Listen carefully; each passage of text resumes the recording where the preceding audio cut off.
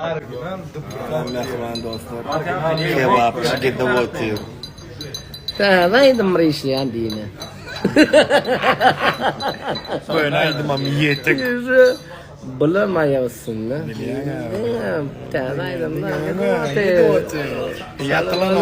Selamun aleyküm baba. Kebapçısı gidersiniz. Olmaydım.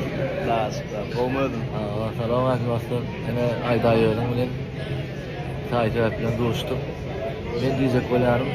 Ayda yiyorum bolup başladı. Nasıl oldu? Şundan sonra aydınların arttırım yükletti olsun. Kavarım var mı? Yıkıcı şeydaydı. Ne yaptın siz ağaçları? Son ayda. Son ayda iyiydi. Bela yani. Arkadaşlar. Önde kıyılan attı. Kıyılan attı öyle. Eyvallah ya. Üstelik bura. Tamam. Sayın mı? Hemen de canım.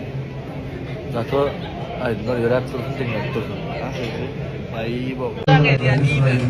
Esselamu aleyküm ve rahmetullah berekatuhu. Bu ne? Jen Valentina. Billah mu berkata.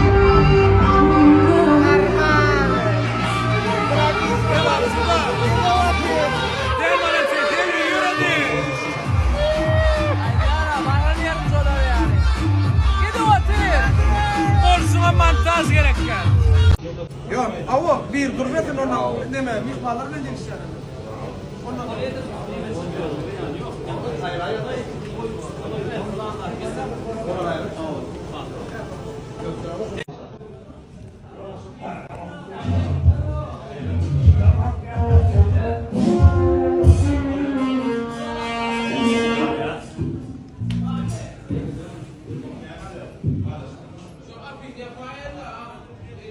Çekiyi var mı? sen yanına.